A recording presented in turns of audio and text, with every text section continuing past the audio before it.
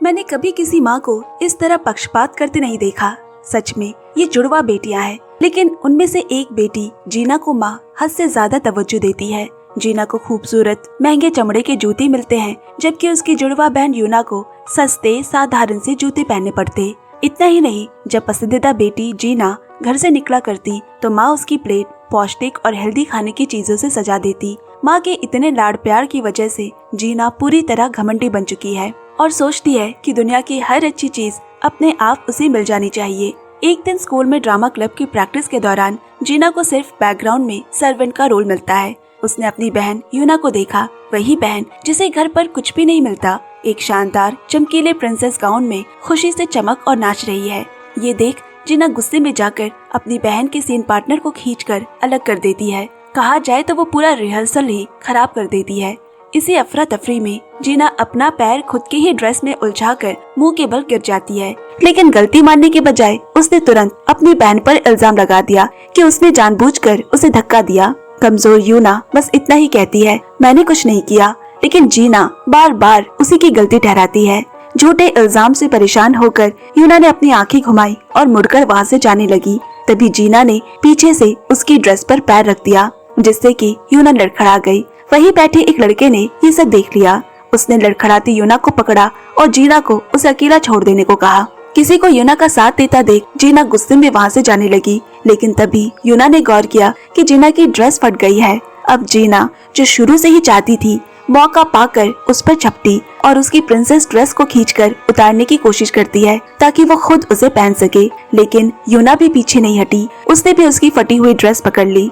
इसके बाद दोनों बहनें एक दूसरे को मारने, पीटने, थप्पड़ लगाने लगे, जब तक कि टीचर ने आकर उन्हें अलग नहीं किया। आखिर में दोनों रुकी, लेकिन जीना अभी भी अंदर ही अंदर गुस्से से जल रही थी और उसी गुस्से में वो सीधे मंच पर जाकर अपना रोल प्ले करने बैठ गई।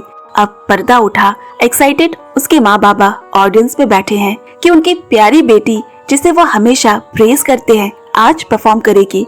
लेकिन उन्हें ये देखकर झटका लगा कि उनकी लाडली बेटी एक बहुत ही छोटा सा साधारण, लगभग ना के बराबर दिखने वाला सपोर्टिंग रोल प्ले कर रही है, जबकि यूना, जिसे घर पर हमेशा नजरअंदाज किया जाता है, वही शानदार और शाही राजकुमारी का मेन रोल प्ले कर रही है।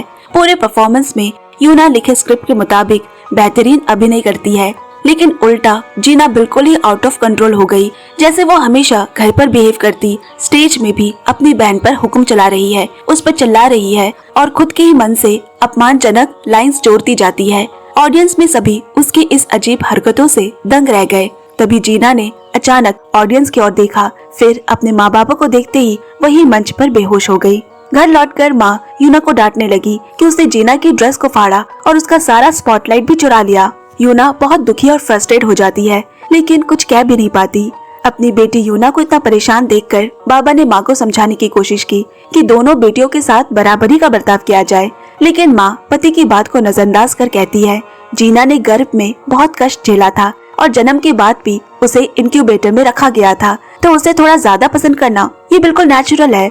इसी अजीब सोच के कारण यूना को घर में एक नौकरानी की तरह माना जाता था। सारे काम वही किया करती, जबकि जीना बस बैठकर टीवी देखा करती। जब यूना शिकायत करती तो जीना आलस से जवाब देती है, तो तुम्हें भी बीमार पड़ जाना चाहिए था। साल बीते, दोनों बहनें अब बड़ी होकर नौकरी करने लगी है।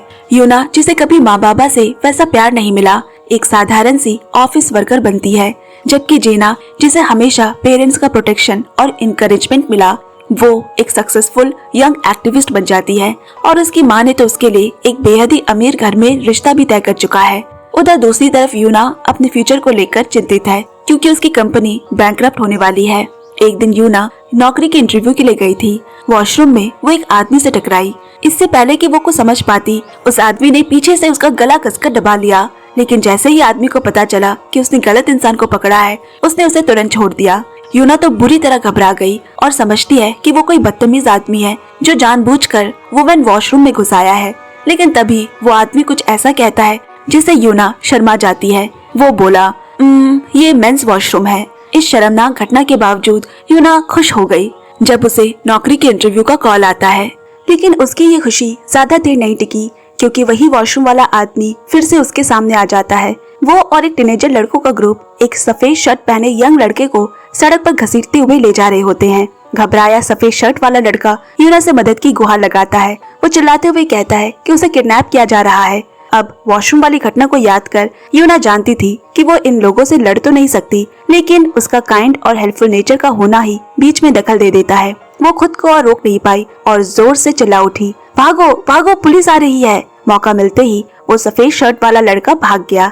यूना को लगा कि उसने अच्छा काम किया है और तभी उस वॉशरूम वाले आदमी ने उसका रास्ता रोका। यूना डर के मारे चीख पड़ी। उसने तुरंत उसका मुंह ढका। उसने तुरंत उसके मुंह पर हाथ रखा और शांत कर समझाया कि वो कोई किडनैपर नहीं है। उसी वक्त टीनेजर का ग्रुप भी वहाँ पहुँच गया और तब हमें पता चला कि उस आदमी का नाम चोई है और वो एक ताइक्वांडो मास्टर कोच है जो अपने स्टूडेंट्स को संभाल रहा था। अब यूना ने ऑकवर्ड फील कर वहाँ से चुपचाप से निकलना चाहा, लेकिन चोई उसे रोककर अपनी फ्रस्ट्रेशन जताता है कि आज वो उससे एक ही दिन में 2 बार टकराया और दोनों ही बार उसके साथ बदकिस्मती हुई।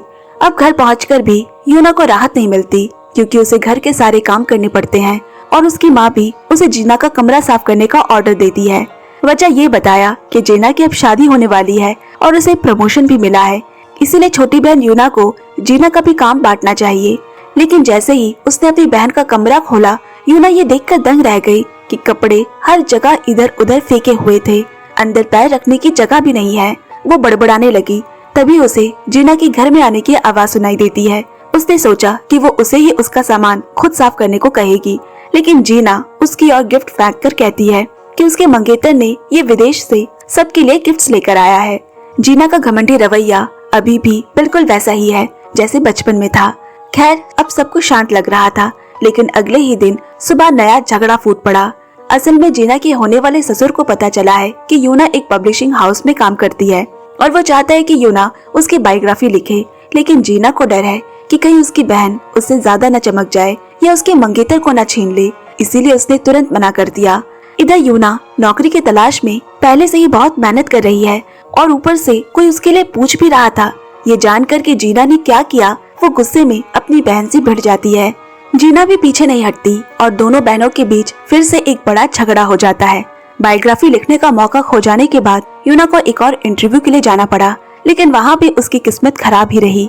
असल में वो कुत्तों से बहुत डरती है और जैसे ही इंटरव्यूअर ने कुत्ते को कमरे में छोड़ा, वो डर के मारे टेबल पर चढ़ गई और घबराहट में नीचे गिर जाती है।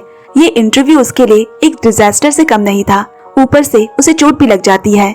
अब शॉप से बैंडेज खरीदते वक्त यूना की मुलाकात उसी लड़के से हो गई जिसे पिछले दिन किडनैप किया जा रहा था, जो उसी स्टोर में काम करता है। आभार जताने के लिए उस लड़के ने उसे डिनर खिलाने की ट्रीट ऑफर की, लेकिन पिछले दिन हुई घटना की भरपाई पूरा करने के लिए यूना ने चुपके से चोई को फोन कर दिया। उनके बीच हुई बातों से यूना को पता चला कि वो सफेद शर्ट वाला लड़का असल में चोई के ताइक्वांडो क्लास का स्टूडेंट है और चोई उसे वापस ले जाना चाहता था ताकि वो कंपटीशन में हिस्सा ले सके। अब चोई यूना को कॉफी पर इनवाइट करता है, लेकिन कॉफी खत्म होने से पहले ही उनकी बस आ गई। यूना हाथ में कॉफी लिए ही बस में चढ़ जाती है। कुछ देर में बस एक झटके से उछली और कॉफी सामने बैठे एक पैसेंजर पर गिर गई। शर्म से पानी पानी यूना उससे बार बार माफी मांगने लगी। चोई ने उसी वक्त बिना झिझक अपना शर्ट उतार कर उस पैसेंजर को दे दिया ताकि वो अपने कपड़े से कॉफी पोंछ सके। उसका ऐसा हेल्पिंग नेचर देख यूना के मन में उसके लिए एक नई रिस्पेक्ट पैदा हुई। उसे और भी अच्छा तब लगता है जब चोई उसकी चोट लगे घुटनों को देख उस पर ध्यान से बैंडेज लगाता है। यूना ने शुक्रिया अदा करने के लिए उसे डिनर पर बुलाया और चोई भी खुशी खुशी मान जाता है। उनकी आंखें मिली और दोनों के बीच एक हल्का सा रोमांटिक माहौल बन जाता है। साफ नजर आ रहा है कि दोनों एक दूसरे को पसंद करने लगे हैं। हाँ, कुछ अजीब लेकिन प्यारे इत्तेफाकों के बाद अगले दिन दोनों ने साथ डिनर किया। मजे की बात यह है कि पूरा खाना खत्म करने के बाद भी दोनों एक दूसरे का नाम ही नहीं जानते थे और अपना परिचय देने के बाद उनकी डेट भी यही खत्म हो गई। लेकिन तभी अचानक एक अनहोनी घटी। जैसे ही दोनों अलविदा कह रहे होते हैं, एक कुत्ता उनकी तरफ तेजी से दौड़ता हुआ आया। यूना घबराकर चोई की तरफ दौड़ी और उसे कसकर पकड़ लिया। चोई तो यहाँ हैरान कि आखिर ये क्या हो रहा है और इधर यूना चिल्ला रही है, भागो भागो। दोनों दौड़ते रहे लेकिन कुत्ता उनका पीछा नहीं छोड़ता। फिर चोई उसे उठाकर देखता है कि कुत्ता तो साफ सुथरा है, यानी शायद वो रास्ता भटक गया है और उसे पुलिस स्टेशन ले जाने का फैसला करता है। यूना साथ नहीं जाना चाहती और उसके पीछे मुड़ते ही वो कुत्ते के मालिक से टकरा गई, चोई ने कुत्ता तो लौटाया, लेकिन उसका मालिक गलतफहमी में उसे कुत्ता चोर समझ लेती है। यूना तुरंत चोई को बचाती है। मालिक के चले जाने के बाद भी वो गुस्से में रहती है। अब एक दूसरे को और बेहतर समझने के लिए दोनों अगले दिन फिर डेट पर जाते हैं। दोनों ने मूवी देखने का प्लान किया और वहाँ उनकी मुलाकात जीना और उसके मंगेतर मिन्हो से हो जाती है। पता चला कि चोई और मिन्हो के बीच पुरानी गहरी दुश्मनी है। दोनों ही पहले टाइकोंडो में कंपटीटर हुआ करते थे। इस मुकाबले के दौरान मिन्हो के पिता ने रेफरी को रिश्वत देकर जीत मिन्हो के नाम करवा दी थी। अमीर परिवार की इस अनफेयर चालों को चोई बर्दाश्त नहीं कर पाया और गुस्से में उसने मिन्हो पर हमला कर दिया, जिसके बाद मिन्हो के परिवार ने बात को काफी आगे बढ़ा दिया और मजबूरी में चोई के बाबा को उनके घर जाकर घुटनों पर बैठकर माफी मांगनी पड़ी।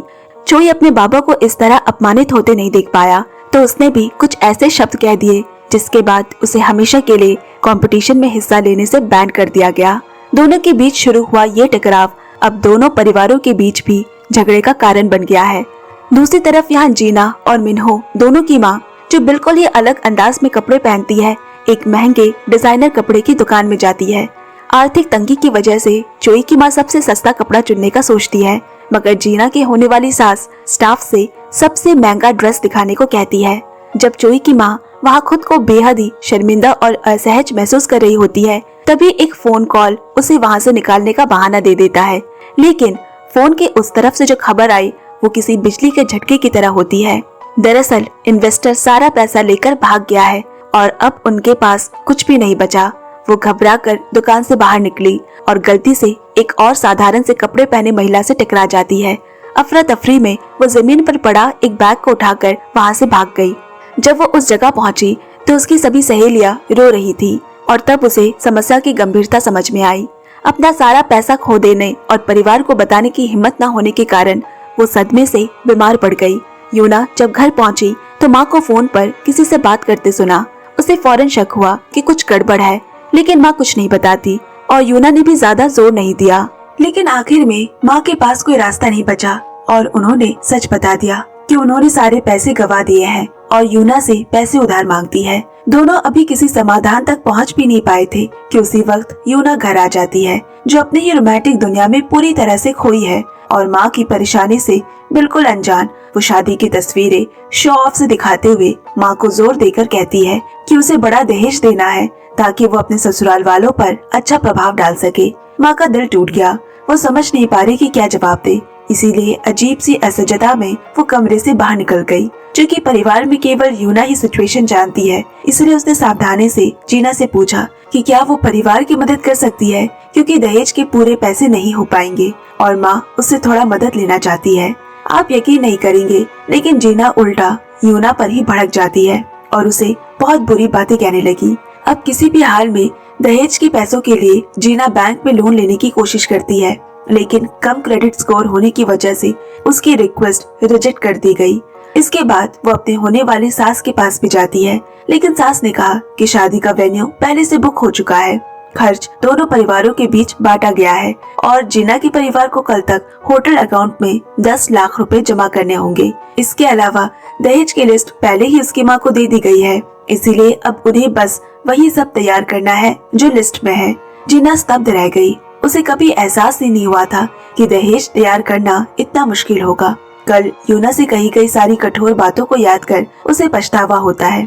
उधर यूना जीना के होने वाले ससुर यानी कि चेयरमैन की बायोग्राफी लिखने का काम कर रही है, क्योंकि वो इतनी अच्छी नौकरी का अवसर गंवाना नहीं चाहती थी। इसके लिए वो चेयरमैन से मिलने भी जाती है। चेयरमैन भी बहुत खुश हुए कि यूना आखिर में उसकी बायोग्राफी लिखने को राजी है। वो उसे बड़े प्यार से एक शानदार भोजन भी करवाते हैं। ब्रेक के दौरान वो आराम करने के लिए चोई को कॉल करती है, पर इस बीच दहेज के प्रेशर से परेशान जीना अपनी सारी झंझलाहट यूना पर निकालने पहुंची। वो अपनी छोटी बहन पर खूब चिल्लाती है। यूना भी पलटकर जवाब देती है। दोनों के बीच फिर से मारपीट होने लगी, मगर लड़ाई के बीच अचानक यूना अपनी बड़ी बहन जीना को कसकर गले लगा लेती है, क्योंकि उसने अचानक उसके सास ससुर को दरवाजे के बाहर खड़े होकर बातें सुनते देख लिया था। जीना भी तुरंत समझ गई और उसने भी अपनी बहन को गले लगा लिया और ऐसा नाटक करने लगी कि दोनों बहुत ही क्लोज हैं, जिससे जीना अपनी आइडल वाइफ की इमेज को बचा सके। यूना को भी मजबूरन साथ निभाना पड़ा। उसका ससुराल वालों के सामने उसे ये भी कहना पड़ा कि वो बहुत खुश है क्योंकि उसका एक नया बॉयफ्रेंड बना है। हालांकि सास को शक है कि दोनों बहनें अभी थोड़ी देर पहले ही लड़ाई कर रही थी, मगर उसके पास कोई सबूत नहीं है, इसीलिए वो भी कुछ और नहीं कहती। अब घर जाते समय योना ने रास्ते में एक बुजुर्ग फल बेचने वाली महिला को देखा जिसके सारे पैसे जमीन पर गिर जाते हैं। तुरंत दौड़कर उनकी मदद करते हुए एक स्कूटी से वो टकराने से बाल बाल बची। बुजुर्ग महिला तो उसके दयालु मन से इतना इम्प्रेस्ड हो गई कि उसका रिश्ता किसी अच्छे लड़के से करवाना चाहती है, मगर योना पहले ही अपने डेट के लिए जल्दी में थी। ये पक्का होने के बाद कि बुजुर्ग महिला बिल्कुल ठीक है, वो जल्दी से वहाँ से निकल जाती है। पर संयोग देखो कि जिसे योना डेट कर रही है वो चोई ही है जो उसी बुजुर्ग महिला का पोता है। पर आज किसी वजह से उसे डेट पर आने में आधा घंटा और लगेगा। योना मन ही मन उसे डांट रही होती है कि तभी उसकी माँ का फोन आया कि जीना बीमार है तो उसके लिए दवा ले आए। जैसे ही वो जाने लगी उसे चोई का फोन आया। उसने माफी मांगते हुए कहा कि वो रास्ते में है, पर योना ने बताया कि उसे एक जरूरी काम आ गया है, वो और उसका इंतजार नहीं कर सकती। फिर दोनों में तय हुआ कि वो कल फिर मिलेंगे। योना ने घर पहुंचकर देखा कि जीना बीमार नहीं है, बल्कि दहेज की वजह से थोड़ी स्ट्रेस्ड आउट है, क्योंकि योना ने उसके दहेज के लिए पैसे देने से मना कर दिया है, जिससे दोनों में फिर से बहस छिड़ गई। अगले दिन सुबह ब्रश करते वक्त जीना को उल्टी जैसा महसूस होता है। उसने उल्टी की और फिर बेहोश होकर गिर पड़ी। फौरन एम्बुलेंस बुलाई गई। जांच के बाद डॉक्टर ने कहा कि वो सिर्फ मानसिक तनाव की वजह से थकान का शिकार है। अब योना की गलती ना होने पे भी वो जीना का ख्याल रखना चाहती है और दहेज की समस्या का भी हल मिलकर निकालना चाहती है, लेकिन इसके बावजूद जीना बिल्कुल एहसान फरामोश निकली। उसने योना का बनाया खाना गिरा दिया और कहा कि वो सिर्फ दिखावा कर रही है। जीना अब हद से ज्यादा बेतुकी हो रही है। योना ने सोचा जब उसे उसकी मदद की जरूरत नहीं है तो उसे भी अब परवाह नहीं, और वो अपने सपनों की तैयारी में लग जाती है। उसे पेंटिंग करना बहुत पसंद है और वो विदेश में पढ़ाई करने का प्लान बना रही है। इधर योना को अपने सपनों में इतना डूबा हुआ देखकर जीना और ज्यादा गुस्सा और जलन से भर गई और दीवार पर लगी एक पेंटिंग फाड़ देती है जो योना के सपनों को दर्शाता था। योना अब जीना से किसी भी झगड़े के मूड में नहीं, लेकिन जीना उसे लगातार उकसाती रहती है। जब माँ घर आई और जीना को रोता हुआ देखा, बगैर कुछ पूछे सीधा योना को डांटना शुरू कर दिया।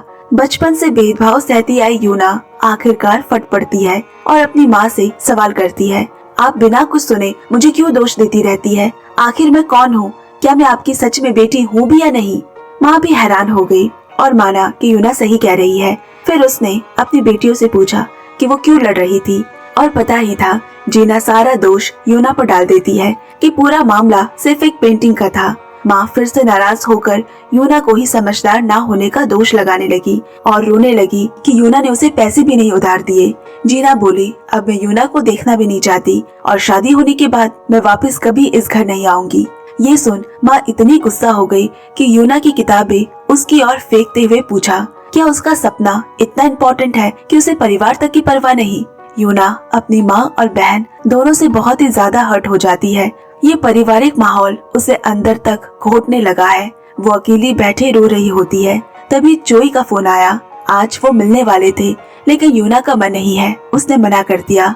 पर चोई बोला, मैं तुम्हारे लिए कुछ लाया हूँ और मैं चाहता हूँ कि तुम इसे आकर खुद लो। अब दोनों मिलते हैं। चोई ने अपनी कार की डिक्की खोली जिसमें एक ब्राइट रेड कलर का सूटकेस रखा होता है। उसने ये सब तब से सोचा था जब उसे पता चला कि योना विदेश में पढ़ाई करना चाहती है, और तभी योना रो पड़ी क्योंकि उसने अभी अभी अपनी सभी जमा पूंजी माँ को दे दी थी, जिसका मतलब ये है कि उसने अपने सपनों को खुद इस घर में दफन कर दिया है। कोई उसे नहीं समझता, ना ही उसके दुख बांटने वाला कोई था। वो बस इस ठंडे और भारी माहौल वाले घर से दूर भागना चाहती है। उसने चोई से विनती की कि वो उसे कहीं भी ले जाए। योना को ऐसी हालत में देखकर चोई का दिल टूट जाता है। वो उसकी हर बात मानने को तैयार हो गया। दोनों अब बाहर जाते हैं ताकि थोड़ा मन हल्का हो सके। इसी दौरान चोई ने अपने दिल की बात उसे कह दी। योना ने कभी सोचा नहीं था कि अपनी सबसे कठिन घड़ी में उसे ऐसा अनएक्सपेक्टेड गिफ्ट मिलेगा। उसे एहसास हुआ कि ना जाने वो भी कब से चोई से प्यार करने लगी थी, और दोनों सोलमेट्स जो अब मिल गए हैं आखिर में हो रही आतिशबाजी भरे आसमान के नीचे एक दूसरे को चूमा। चोई का प्यार और साथ योना की सारी चिंताएं मिटा देता है। वो मानती है कि प्यार की ताकत उसे जल्द ही फिर से उसकी हिम्मत वापस दिला देगी। अब घर लौटने के बाद माँ और बहन दोनों को अपनी गलतियाँ समझ आ चुकी है। वो मुस्कुराते हुए उसे मनाने की कोशिश करते हैं। जीना खुद आगे बढ़कर उससे माफी मांगती है। भले ही वो झगड़ते रहते हैं, लेकिन आखिर में वो है तो एक परिवार और रिश्तों को खराब नहीं करना चाहिए। इसीलिए यूना ने भी उन्हें माफ कर दिया और वो सारी दुख भरी बातें भूल जाती है। अब उसने जोई का दिया वो सूटकेस खोला, जिसमें ट्रिप से जुड़ी सभी जरूरी चीजें देखकर वो बहुत खुश हो गई। उसे जोई का ये जतन और प्यार बहुत अच्छा लगा।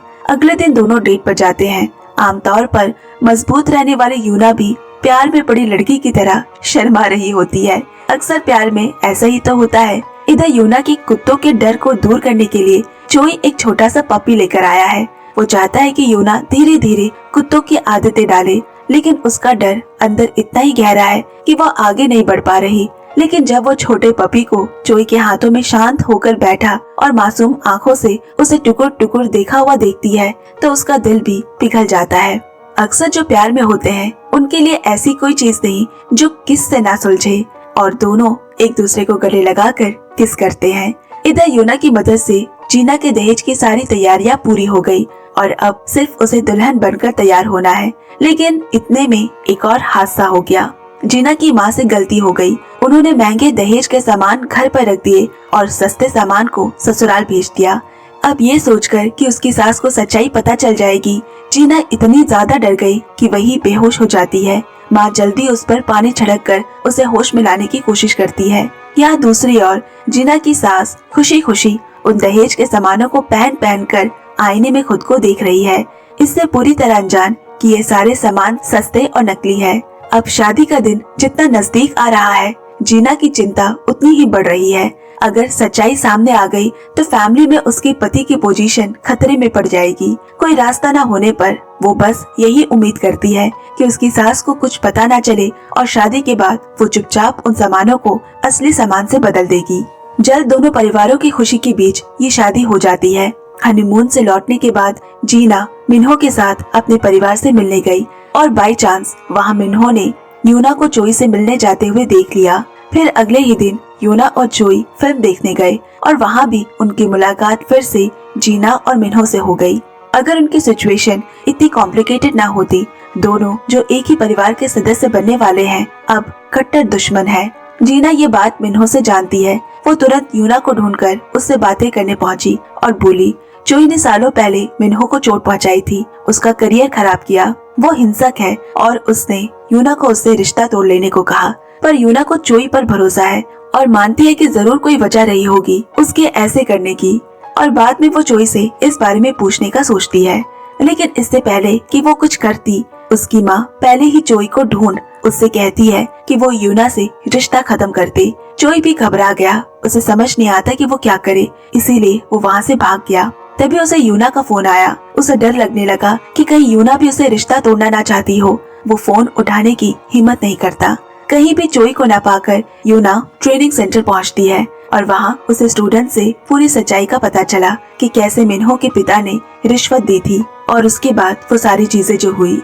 घर लौटकर भी उसकी माँ और बहन अब भी उसे जोई से ब्रेकअप करने की एडवाइस देते हैं। उसकी माँ बोली, मिन्हो की बात मानो, जोई हिंसक है, अगर उसने फिर कुछ ऐसा किया तो उसकी नौकरी छीन सकती है, वो बेरोजगार हो सकता है।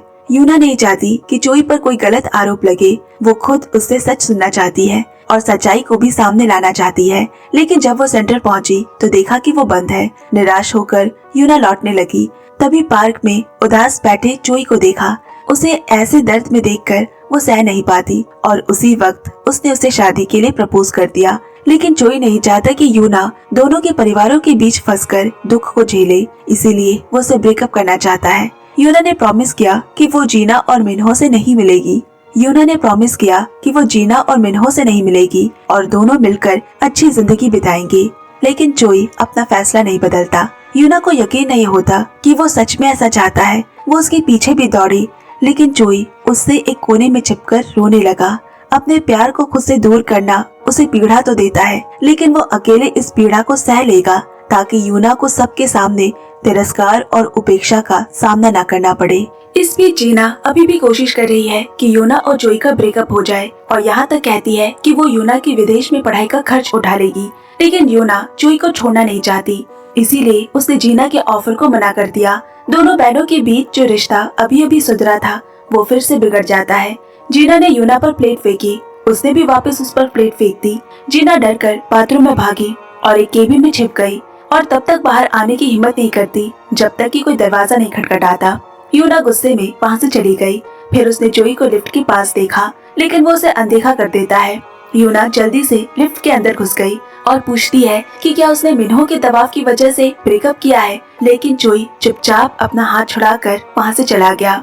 दुखी और परेशान होकर यूना पार्क चली आई अपने मन को शांत करने। वहीं एक कपल को देखकर उसे जोई के साथ बिताए उन मीठे पलों की याद आने लगी।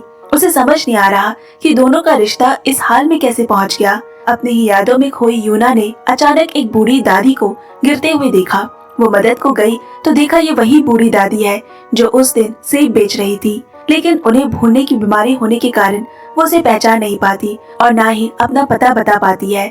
तो यूना पुलिस की मदद से उन्हें उनके घर तक पहुंचाती है। सब कुछ समझ आने के बाद यूना अब जाने लगी, लेकिन दादी ने जिद पकड़ ली उसे खाना खिलाने की। और तभी घर के अंदर से जोई बाहर आता है। यूना को समझ आया कि वो बूढ़ी दरअसल जोई की दादी है और जोई को भी मालूम हुआ कि यूना वही लड़की है जिससे दादी उसे मिलवाना चाहती थी। हाल ही में ब्रेकअप की वजह से दोनों बहुत ऑकवर्ड फील करते हैं। वो दोनों बाहर जाकर बात करना चाहते हैं, लेकिन जोई की फैमिली खुशी खुशी जिद करते हुए उसे डिनर पर रुकने के लिए कहती है। यूना को ऐसे खींचकर घर के अंदर ले जाते हुए देख जोई भी कुछ कह नहीं पाता। उधर जीना मॉल में शॉपिंग कर रही होती है, तभी उसे फोन आया और वो जल्दी में बाहर निकल गई। आधे रास्ते में उसे एहसास हुआ कि उसने अभी भी स्टोर के कपड़े पहने हुए हैं। ससुराल वालों को शक से बचाने के लिए वो तुरंत वापस जाकर पैसे देने का फैसला करती है, लेकिन पहुंचकर देखा कि स्टोर के सामने ऑलरेडी पुलिस वैन खड़ी है। उसे अंदाजा हो गया कि स्टोर वालों ने पुलिस बुला ली है। वो डर गई, क्योंकि बचपन से उसकी माँ ही हमेशा उसकी हर समस्या का हल करती आई है, तो अब उसे नहीं पता कि क्या करना चाहिए। उसने तुरंत माँ को कॉल लगाया। माँ ये बात जानकर तुरंत जीना को घर आने के लिए कहती है। उसी समय यहाँ यूना अभी अभी जोई से सुलह करके डेट पर थी, तभी उसे माँ का फोन आया। वो घर नहीं जाना चाहती, लेकिन माँ की घबराई हुई आवाज सुनकर उसे लगता है कि जरूर कुछ बड़ा हुआ है। घर पर बहन से पूरी घटना सुनने के बाद यूना को समझ आया कि वो चाहते हैं कि इस गलती की जिम्मेदारी वो अपने ऊपर ले ले, क्योंकि ये जीना की इज्जत का मामला है। यूना ने साफ साफ मना कर दिया, पर अपनी इमेज बचाने के लिए जीना घुटनों के बल बैठकर उससे रिक्वेस्ट करने लगी, जिससे यूना प्रेशर में आ गई। वो उसे मानना नहीं चाहती, लेकिन माँ और बहन उसकी शादी का हवाला देते हुए कहती है कि अगर वो उनकी मदद कर देगी तो उसकी और जोई की शादी में कोई दखल नहीं देंगे। जोई से शादी की चाह में यूना के पास उनकी बात मानने के अलावा कोई रास्ता नहीं बचा। इसके बाद यूना और उसकी माँ पुलिस स्टेशन जाकर स्टोर ओनर से माफी मांगते हैं। स्टोर ओनर को हालांकि ये लगा यूना की वाइफ उस लड़की से अलग है जिसने कपड़े पहनकर भागने की कोशिश की थी, फिर भी मामला शांति से सुलझ जाता है। ये झंझट खत्म होने के बाद यूना और जोई अब अपनी अपनी फैमिली को शादी की तैयारियों के लिए फॉर्मली मीट कराने पर डिस्कस करते हैं। लेकिन एक और छोटी सी घटना घट जाती है। उस दिन जोई की माँ और दादी सोना गई थी और वो गलती से यूना की माँ का शावर जेल इस्तेमाल कर लेती है। पिछली बार भी दोनों माओ के पर्स बदलने की गलतफहमी के कारण एक दूसरे के सामने उनकी इमेज खराब हो चुकी थी और अब ये नया झगड़ा भी हो जाता है। दोनों में से कोई भी पीछे हटने को तैयार नहीं। घर आकर भी यूना की माँ का गुस्सा कम नहीं हुआ। वो जोई की माँ को गवार कहकर बातें सुनाती है। यूना भी अपनी माँ का साइड लेती है, लेकिन नहीं जानती कि वही उसकी सास होने वाली है। जिस दिन दोनों परिवार मिलने वाले थे, जोई की फैमिली पहले ही पहुंच गई और यूना की फैमिली का अच्छे से स्वागत करती है, लेकिन दोनों के माँ ने एक दूसरे को देखकर पहचान लिया। यहाँ दोनों माओ के बीच टेंशन था, लेकिन दोनों के पिता एक दूसरे से अच्छे से परिचित हो गए, मगर कोई भी चीज दोनों माओ के गुस्सा को शांत नहीं कर पाता। अचानक जोई की माँ ने एंगेजमेंट कैंसिल करने की बात कह दी। ऐसा बदलाव दोनों को चौंका देता है। जोई गुस्से में चिल्ला पड़ा। सिचुएशन यहाँ तक पहुँच गई कि अब दोनों को केवल एक ही रास्ता दिखाई देता है। दोनों के पिता को सामने आकर इस चीज को सुलह करवाना होगा। अब दोनों के पिता ने दोनों की माँ का साथ बाहर जाने का इंतजाम किया और दूर से बैठे उन पर नजर रखते हैं, ताकि अगर वो दोबारा लड़े तो बीच में जाकर रोक सके। लेकिन पाया कि दोनों की माँ चुपचाप एक दूसरे को देखती और कुछ नहीं कहती। और जब देखा कि दोनों जाने वाले हैं तो दोनों पिता जल्दी से दौड़ते हुए आए। यूना और जोई भी जल्दी वहाँ पहुँचे क्योंकि ये मीटिंग दोनों साइड्स के बीच टकराव का मैदान बन चुका है। गलतफहमी का हल निकालने के लिए सभी तरह के उपाय सोचते हैं। अचानक जोई के बाबा के दिमाग में एक आइडिया आया और उन्होंने जानबूझकर जोई की माँ पर पानी गिरा दिया। ये देख यूना के बाबा ने भी ऐसा ही किया। अब बाथरूम में दोनों माएं फिर से मिलते हैं। लगा जैसे कि उनके बीच बहस शुरू होगी, लेकिन हैरानी से दोनों ने खुद को रोक लिया और एक दूसरे के पक्ष में आ गए। जब दोनों वॉशरूम से बाहर आए तो सब कुछ सुलझ चुका था और दोनों शादी के लिए सहमत हो जाती है। सभी ने राहत की सांस ली। शादी का दिन भी जल्दी आ गया। यूना खूबसूरत शादी के जोड़े में चल कर आ रही है। सभी रिश्तेदारों और दोस्तों की मौजूदगी में दोनों अब अपना नया सफर शुरू करने जा रहे हैं। लेकिन अचानक एक बच्चा दौड़कर आया और यूना की शादी की ड्रेस खींच दी। जोई ने तुरंत उसे पकड़ लिया। इससे वो ऑकवर्ड मोमेंट भी एक रोमांटिक मोमेंट में बदल गया, जैसे ही दोनों एक दूसरे को देखने लगते हैं। शादी के बाद यूना पहली बार जैसे ही अपने पति के घर में घुसी, एक कुत्ता दौड़ता हुआ उसके पैरों के पास आ गया। यूना घबराकर टेबल पर चढ़ जाती है और अपना संतुलन बिगड़ने से वो अपने ही ससुर की गोद में जा गिरी। उस वक्त बाकी सभी भी वहाँ पहुँचे और ये पूरा दृश्य देखा। बेचारी यूना तो बेहद शर्मिंदगी महसूस करती है, जबकि जोई की आंटी को ये बड़ा ही मजेदार लगता है और यूना की तारीफ करते हुए बोली कि वो कितनी प्यारी है। अब कमरे में आकर नया शादी का जोड़ा एक दूसरे के करीब आते ही है कि तभी उनकी आंटी बिना नॉक किए ही घुस गई। यूना थोड़ी एम्बैरेस तो हुई, पर उनकी स्ट्रेट फॉरवर्ड पर्सनालिटी की वजह से वो उसे फनी भी लगती है। लेकिन बार बार रोमांस में रुकावट की वजह से दोनों की एक्साइटमेंट ही खत्म हो जाती है। खैर, अब एक अच्छी बहू और ससुराल वालों को खुश करने के लिए अगले दिन यूना जल्दी उठकर अपने ससुर के लिए अखबार ले आई, अपनी दादी सास की मदद की और वो सब किया जो वो कर सकती है। इसके उल्टा जीना देर तक सोती रहती है और जब उसे फोन भी आता तो वो अपने ही पति से फोन उसके कान के पास पकड़वाती है ताकि वो सुन सके। सास के जोर देने पर जीना को ना मन होने पर भी उठना पड़ा। अब चूंकि उसे खाना बनाना नहीं आता, उसे डर रहता है कि कहीं उसकी पोल न खुल जाए, इसीलिए वो अपने मायके चली जाती और वहाँ से वही खाना ले आती जो उसकी माँ ने पहले से तैयार कर रखा होता है। इधर यूना को इतना काम करते देख उसकी सास उसे थोड़ा आराम करने को कहती है। यूना इसी मौके का फायदा उठाकर घर जाकर कुछ सामान ले आने की परमिशन मांगती है। घर जाकर देखा कि जीना भी अभी अभी आई है। जीना अपने माँ बाबा से मिन्हो के परिवार और यूना के पति जोई के परिवार के बीच चले आ रही पुराने झगड़े के बारे में बात कर रही होती है। उसके बाबा ने समझौता करना चाहा। उम्मीद है कि दोनों परिवार अपनी पुरानी दुश्मनी को भुला दे, लेकिन सेल्फिश जीना यहाँ भी अपने ही बारे में सोचती है।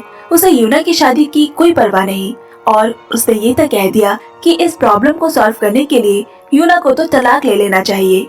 ये सब सुनकर यूना खुद को और रोक नहीं पाई और जीना से कहा, मुझे क्यों लेना चाहिए तलाक, जबकि मैं हमेशा से जीना के लिए समझौता करती आई हूँ, उसकी गलतियों का बोझ उठाती रही हूँ और फिर भी मेरे साथ ऐसा बर्ताव किया जाता है। अब यूना के मन में जीना के लिए कोई सहानुभूति नहीं बची और दोनों बहनें फिर से लड़ पड़ी। एक दूसरे के बाल खींचती है, कपड़े नोचती है, ठीक वैसे ही जैसे बचपन में लड़ा करती थी। इस बार मामला उनके पति के परिवारों से जुड़ा है तो कोई भी पीछे हटने को तैयार नहीं। लड़ाई इतनी ज्यादा बढ़ गई कि उनके बाबा को बीच में आना पड़ा और गुस्से में डांटते हुए कहा, अगर दोनों ऐसा ही करती रही तो उन्हें आगे से इस घर में आने की अनुमति नहीं दी जाएगी। और तब जाकर दोनों रुकी। बाबा को दुखी देखकर यूना उनके पास जाकर माफी मांगती है। बाबा बोले, मैं सिर्फ ये चाहता हूँ कि तुम दोनों खुश रहो, लेकिन तुम दोनों दुश्मनों की तरह लड़ती हो। उन्हें इस बात की भी चिंता है कि अगर ये बात सामने आ गई कि यूना जीना के ससुर की बायोग्राफी लिख रही है तो इससे उसके ससुराल वाले नाराज हो सकते हैं और उसकी शादी पर असर पड़ सकता है। उसी समय जीना और माँ भी बाहर आए। बाबा जीना से बोले, बड़ी बहन होकर छोटी बहन को तलाक लेने की सलाह देना गलत है। जीना अपनी गलती मानकर यूना से माफी मांगती है और आखिर में सब कुछ शांति से सुलझ गया। लेकिन ये दोनों परिवारों की दिक्कत अब भी वही है, इसलिए दोनों बहनें ये सच छिपाए रखने का फैसला करती है कि उन्होंने एक दूसरे के दुश्मन परिवारों में शादी की है। लेकिन राज हमेशा छिपे नहीं रह सकता, जितना उन्हें छिपाया जाता है उतनी ही जल्दी वो सामने आ जाते हैं। अगले दिन यूना के ससुर की कैफे का ओपनिंग है। यूना भी मदद के लिए जा रही होती है। वो रास्ते पर चल ही रही है कि तभी चेयरमैन ने उसे देख लिया और उसे हेलो करते हैं। यूना भी जवाब देने ही वाली होती है कि तभी उसके ससुर भी उसे देख बुलाने लगे। घबरा कर यूना दोनों को अनदेखा का नाटक कर वहाँ से भाग गई और जोई को फोन करके मदद मांगी। जोई फौरन अपने बाबा को ले गया और इधर मिन्हो भी जल्दी अपने बाबा को लेने पहुंचा। यूना को लगा कि बला टल गई है। उसे राहत की सांस लेने का मौका मिला भी नहीं कि उसकी माँ और जीना की सास की गाड़ी वहाँ से गुजरती है। यूना की सास को देखने से बचाने के लिए यूना की माँ कार की खिड़की को ढकने लगी। जीना की माँ को ऐसा देखना बहुत ही फनी लगता है। वो जीना की माँ का मजाक भी उड़ाती है, लेकिन जीना की माँ के पास और कोई रास्ता भी नहीं होता। अब जीना की सास के जाने के बाद दोनों बहनों की माँ इस तरह दोनों पक्षों के बीच फंसा हुआ पाकर बहुत ही ऑकवर्ड महसूस करती है। लेकिन उनकी माँ की चिंता बेवजह नहीं होती, क्योंकि दोनों परिवारों के बीच इस तरह की अनचाही मुलाकातें लगातार होती रहती है।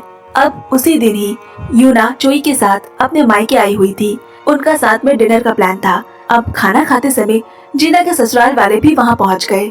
यूना ने दरवाजा खोला और सबको बताने के लिए जोर से चिल्लाती है, माँ, जीना के ससुराल वाले आए हैं। पूरी तरह से हक्का बक्का यूना के पेरेंट्स पकड़े जाने के डर से जोई को टेबल के नीचे छिपाने की कोशिश करते हैं। अब उनके अंदर आते ही सबकी सांसें थम जाती है। आखिर में जोई को स्टोरेज रूम में छुपाया गया ताकि दोनों बेटियों के परिवारों में कोई दिक्कत ना हो। अगर ये राज खुल गया तो बेटी की जिंदगियों पर असर पड़ सकता है। ये पक्का करने के बाद कि जोई ठीक से छिप गया है, यूना उसे बिल्कुल चुप रहने को कहकर जीना के ससुराल वालों का स्वागत करने चली गई। लेकिन जैसे ही वो मुड़ी, उसकी नजर टेबल पर रखी अपनी शादी की तस्वीर पर पड़ी। माँ इशारा समझकर चुपचाप जाकर तस्वीर हटा देती है।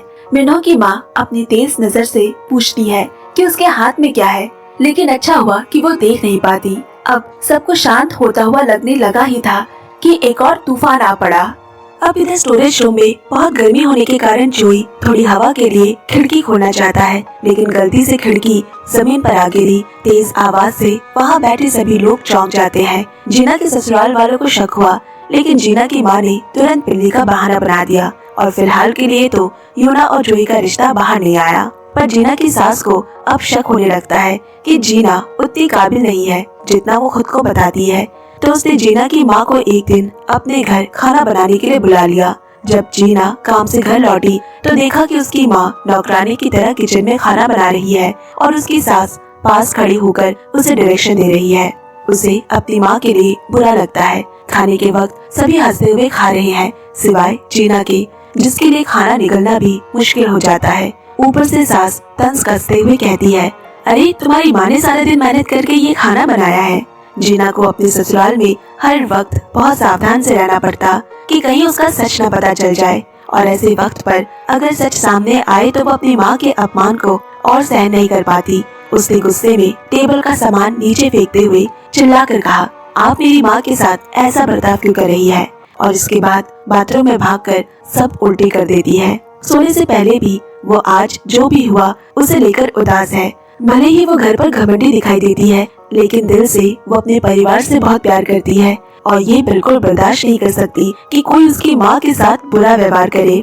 अब इधर आधी रात में यूना की नींद खुली। उसने रसोई में किसी को देखा और आंखें बंद कर उस पर हमला करने का सोचती है कि तभी शोर सुनकर सब लोग जाग गए और लाइट जलाई। देखते हैं कि दादी जमीन पर बैठी कुछ खा रही है। उसकी आवाज से डरी हुई दादी को जीना धीरे धीरे शांत करती है, पर दादी अब भी अपने ख्यालों में डूबी है। वो उन बुरे लोगों के बारे में बड़बड़ाती रहती है जिन्होंने उनके परिवार का पूर्वज घर छीन लिया था। यूना समझ जाती है कि दादी जीना के ससुराल वालों की बात कर रही है, लेकिन उसके ससुराल वाले अब तक ये नहीं जानते कि उसका और मिन्हो के परिवार का आपसी रिश्ता क्या है। दादी को मिन्हो के परिवार से इतनी नफरत करते देख यूना को डर लगता है कि अगर सच्चाई सामने आ गई तो जोई के साथ उसकी शादी भी टूट सकती है। इसीलिए उसने चेयरमैन से मिलकर अपना इस्तीफा दे दिया। यूना को लगा कि अब सब ठीक हो जाएगा, लेकिन कुछ ही दिनों बाद एक वकील उसे मिलने आता है और बोला, चेयरमैन के लिए उसने जो ऑटोबायोग्राफी लिखी है वो सच नहीं है, बल्कि किसी दूसरे परिवार का इतिहास लिखा गया है और वो चाहता है कि यूना गवाही दे कि चेयरमैन ने धोखाधड़ी की है और जिसने ये मुद्दा उठाया है वो जोई का पिता होता है। यूना एक बार फिर मुश्किलों के भंवर में फंस जाती है। वो साफ मनाकर वहाँ से चली गई, लेकिन कुछ ही कदम चलने के बाद उसकी टक्कर अपने ससुर से हो गई। यूना को कुछ समझ नहीं आ रहा। इतने में जोई भी वहाँ आ गया। उसके ससुर को शक तो हो चुका था, फिर भी आखिरी उम्मीद से उन्होंने पूछा कि क्या यूना ही वो राइटर है। यूना ने भी अब मान लिया कि उसने ही ऑटोबायोग्राफी लिखी थी। ये सदमा उसके ससुर के लिए बहुत बड़ा था। वो स्तब्ध रह जाते हैं। नाराज तो हुए वो, लेकिन जानते हैं कि गुस्सा समस्या का हल नहीं है। उन्होंने फिलहाल ये बात दादी और जोई की माँ से छिपा कर रखने को कहा, वरना बात और बिगड़ जाएगी। लेकिन यूना और जोई दोनों डर और बेचैनी में जीते जीते थक चुके होते हैं। वो अब और सच्चाई छिपाना नहीं चाहते। इसे ही पक्का करने के लिए यूना जीना से मिलती है और उसे अपनी मन की बात बताई। लेकिन जीना प्रैक्टिकल है। उसका मानना है कि सच्चाई तब बताई जाए जब वो प्रेग्नेंट हो जाए, ताकि बच्चा उनका ट्रम्प कार्ड हो सके और शायद बच्चे की वजह से ही दोनों परिवार मान जाए। पर यूना अब मेंटल प्रेशर नहीं झेलना चाहती है और अभी सच्चाई बताने की जिद करने लगी, जिससे दोनों बहनों में फिर से बहस छिड़ गई और एक दूसरे पर पानी फेंकने लगती है। उसी वक्त यूना की सास वहाँ आ गई। अब तक जो अच्छी इमेज बनी हुई थी वो पल भर में टूट जाती है। फिर भी दोनों को अपने परिवारों के बीच की दुश्मनी छुपाने के लिए झूठ बोलना पड़ता है कि वो अपने फैमिली मैटर पर झगड़ रही थी। बड़ी मुश्किल से सास को वहाँ से भेजा गया, लेकिन इसके बावजूद जीना अब भी सच बताने के खिलाफ थी, तो यूना को ही सब सहना पड़ता है। उसी दिन अब उनके परिवार के नई दुकान का उद्घाटन है। दोनों बहनों ने पहले से प्लान कर लिया था कि दोनों के परिवार अलग अलग समय पर बधाई देने आएंगे, लेकिन इंसान अपना प्लान बनाता है और किस्मत अपना खेल खेलती है। जीना के ससुराल वाले पहले वहाँ पहुँचते हैं और कुछ देर बाद ही यूना के ससुराल वाले भी वहाँ पहुँच गए।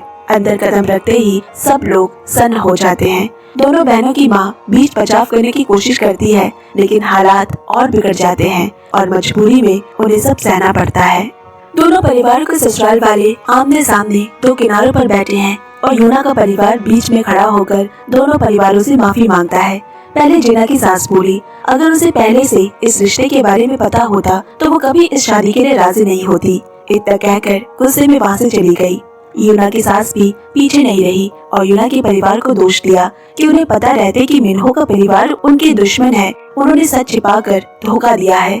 दोनों बहनों के पेरेंट्स से माफी मांगी और सबको शांत होने को कहा कि दोनों परिवारों की दुश्मनी में उनके दोनों बेटियों की शादियों को बर्बाद ना करे। जीना के ससुराल वाले दरवाजे से बाहर निकले ही थे कि रास्ते में मिन्हो उनसे टकरा जाता है, जो जीना को लेने आया था। उन्होंने सारा गुस्सा अपने बेटे पर निकाल दिया। पीछे से देर से पहुंचा जोई को भी उसी गुस्से का शिकार होना पड़ा। बात यही खत्म नहीं होती। जब जीना और मिन्हो घर पहुंचे तो उनके माँ बाबा का गुस्सा 7वें आसमान पर था।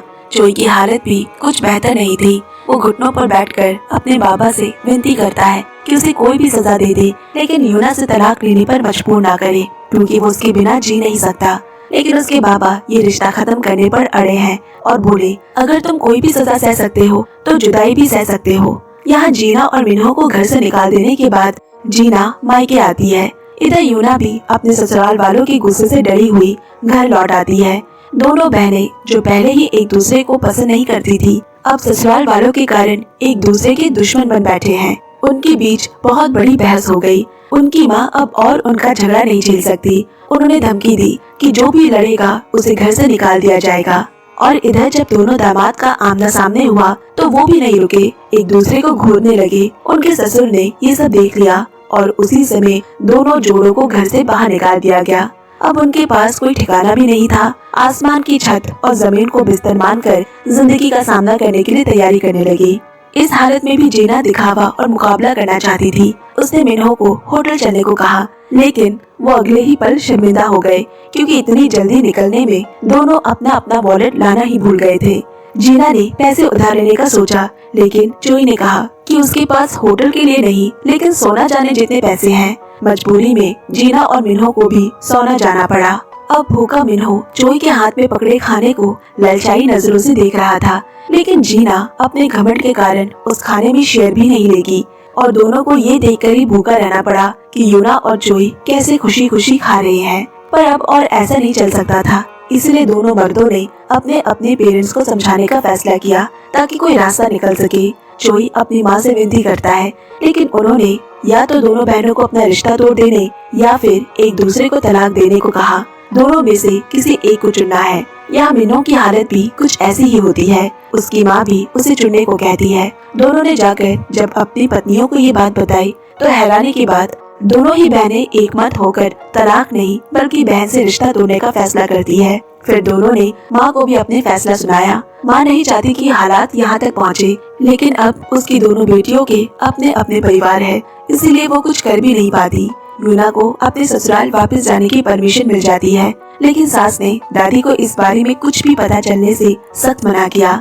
मगर यहाँ जीना इतनी खुशकिस्मत नहीं निकली। हालांकि उसने भी यही फैसला लिया था, फिर भी उसकी सास उसे घर में घुसने नहीं देती। अब इधर नशे की हालत में जीना की माँ उसके ससुराल वालों के घर पहुँच गई और अपने मन में भरा सारा गुस्सा निकाल देती है, क्योंकि उसने अपनी दोनों बेटियों को एक दूसरे से मुंह मोड़ते हुए देखा था।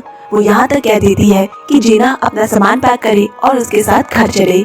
ऐसे परिवार से तलाक लेना कहीं अच्छा है, जो हमेशा खुद को दूसरों से बेहतर समझता है। जीना की सास से पहले कभी इस तरह बात नहीं की गई थी, इसीलिए वो कुछ कह भी नहीं पाती और न ही समझ पाती है कि जब उसके साथ गलत हुआ है तो वो ही विलन कैसे बन गई। खैर, अब अगली सुबह मिन्हो के पेरेंट्स राहगीर बनकर जोई की फैमिली स्टोर का हाल देखने आते हैं, लेकिन जोई की दादी ने उन्हें पहचान लिया। जब वो भागने लगे तो दादी अपनी छड़ी उन पर फेंकती है, जिससे कि वो चोट खाते खाते बचे। अब पकड़े जाने पर मिन्हो की पेरेंट्स भी दिखावा छोड़कर दादी के सामने खड़े होकर उससे माफी मांगने को कहते हैं। अब उनकी बहस के बीच यूना ने आकर पूछा, क्या हुआ है? मिन्हो के पिता ने जब कहा, तुम्हारी बहू की जुड़वा बहन मेरी बहू है, हम समधी है, तो ये सुनकर दादी चौंक गई और अपने बेटे बहू से सब जानने के बाद दादी को इतना बड़ा झटका लगा कि वो वही बेहोश हो जाती है। घबराकर फौरन एम्बुलेंस बुलाई गई। जोई ने भी मदद करनी चाहिए, लेकिन माँ गुस्से में उसे दोष देती है और साथ चलने से भी मना कर दिया। यूना खुद को गिल्टी महसूस करती है और दुआ करती है कि दादी ठीक हो जाए। जांच के बाद पता चला कि दादी को कोई गंभीर समस्या नहीं है, लेकिन जब जोई की माँ उनके कमरे में गई तब तक पता नहीं दादी होश में आकर कहीं गायब हो चुकी थी। और उस वक्त हम दादी को भीड़ भाड़ वाली सड़कों पर खतरनाक ट्रैफिक के बीच भटकते हुए देखते हैं।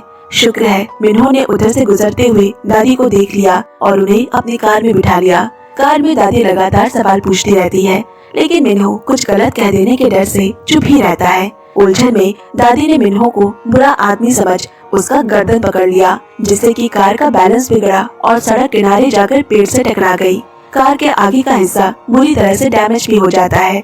जब मिन्हो घर पहुंचा तो उसकी मुलाकात वहाँ जोई से हो गई, जो दादी को ढूंढने निकला था। मिन्हो ने जोई से उसकी कार देखने को कहा। जोई समझा नहीं, उसे लगा कि मिन्हो ने उसकी दादी को टक्कर मार दी है, तो उसने गुस्से में उसका कॉलर पकड़ लिया। लेकिन जब मिन्हो ने कार का पीछे का दरवाजा खोला तो जोई ने दादी को अंदर सुरक्षित बैठा देखा। उसने राहत की सांस ली और उन्हें घर ले आया।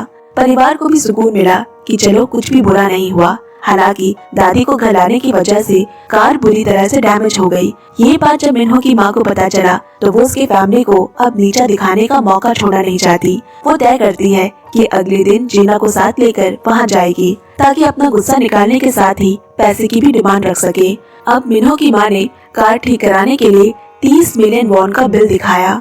यूना की सास को ये रकम बहुत ज्यादा लगी। उन्हें लगा कि उनसे जबरन पैसे वसूले जा रहे हैं और दोनों पक्षों के बीच बहस हो गई।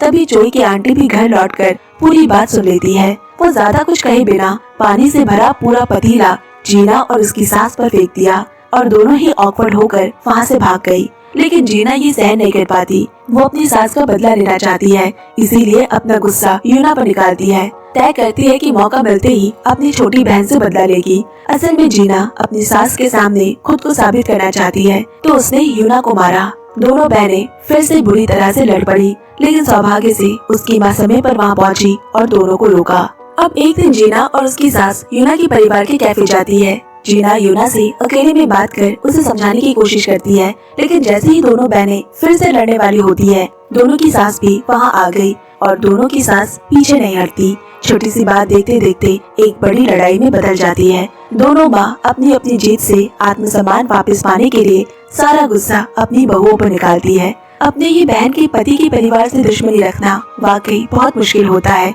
लेकिन यूना को इससे भी ज्यादा दुख इस बात का होता है कि होश में आने के बाद से दादी को भी दोनों परिवारों के रिश्तों की सच्चाई पता चल गई है और अब उनकी नजर में यूना, जो अब तक एक प्यारी पोती बहू थी, अचानक दुश्मन बन जाती है। उन्होंने साफ कह दिया कि अगर जोई तलाक नहीं लेता तो दोनों को घर छोड़कर जाना होगा। सिचुएशन को संभालने और दादी को शांत करने के लिए यूना के ससुर उन्हें कुछ समय के लिए उसे मायके में रहने भेज देते हैं। पर यूना जानती है कि मायके जाकर भी उसकी माँ और बहन के ताने सुनने पड़ेंगे, लेकिन उसके पास कोई और रास्ता भी नहीं है। फिर भी जब तक वो चोई के साथ रह सकती है, वो हर तकलीफ सहने को तैयार है। अब इधर विदेश से अभी अभी लौटा जुनयोंग अपनी पुरानी दोस्त यूना से मिलने दौड़ा हुआ आया और उसे गले लगा लेता है, पर उसे नहीं पता कि यूना की शादी हो चुकी है और चोई दूर से ये सब देख रहा होता है। दोनों को इतने करीब देखकर उसने जलन में बीच में आकर दखल दी। यूना ने जुनयोंग को उसके बचपन का दोस्त बताकर परिचय करवाया,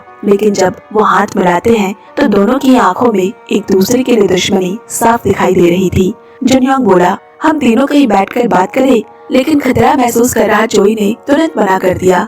इसके बावजूद जुनयोंग हार नहीं मानता और जाते जाते वो जिद करके यूना का फोन नंबर ले ही लेता है। अगले दिन जब यूना कैफे में काम कर रही होती है, जुनयोंग वहाँ आकर उसे एक महंगा तोहफा देता है। यूना उसे थैंक यू कर ही रही होती है कि वो उसे बाहर ले जाकर कहता है कि उसे कुछ कहना है। चोई ये बर्दाश्त नहीं कर पाता कि कोई और उसके रिश्ते पर हक जताए, लेकिन जुनयोंग बिल्कुल नहीं घबराता। उल्टा वो सबके सामने ही यूना से अपने दिल की बात कह देता है।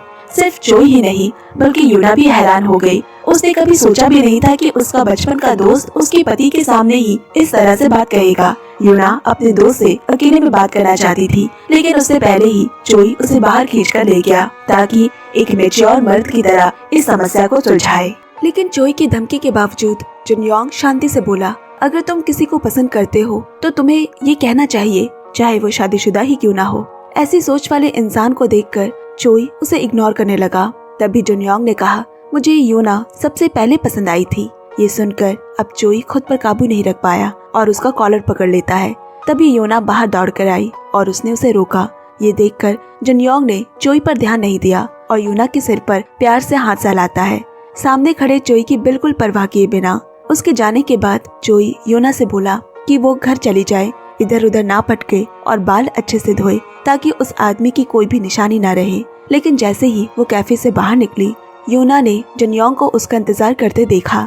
यूना उसे अपने पति के साथ उसके रिश्ते को खराब करने के लिए ब्लेम देती है, लेकिन उसने उसे जबरदस्ती अपनी कार में बिठा लिया और जिद करता है कि वो उसे घर छोड़ेगा। ये पूरा सीन कैफे के एक स्टाफ ने देख लिया और तुरंत चोई को खबर कर दी। अब घर पहुंचकर यूना जल्दी कार से उतरना चाहती है, लेकिन जुनयोंग उसका चेहरा छूते हुए तारीफ करता है कि वो अब भी उतनी ही प्यारी है जितनी बचपन में थी। यूना ने उसे धक्का देकर दूर किया और बोली कि वो उसके और चोई के बीच गलतफहमी ना पैदा करे, पर उसे अंदाजा नहीं होता कि चोई को सब पहले ही पता चल चुका है और अब वो इस चीज को लेकर थोड़ा चिंता में है। अब अगले दिन चोई की आंटी यूना को साथ सुपरमार्केट लेकर आई है। जब वो दुकान से बाहर निकले तो अचानक अलार्म बज उठा। स्टाफ उनका बैग चेक करने मांगते हैं, लेकिन आंटी मना कर देती है और बहस शुरू हो गया।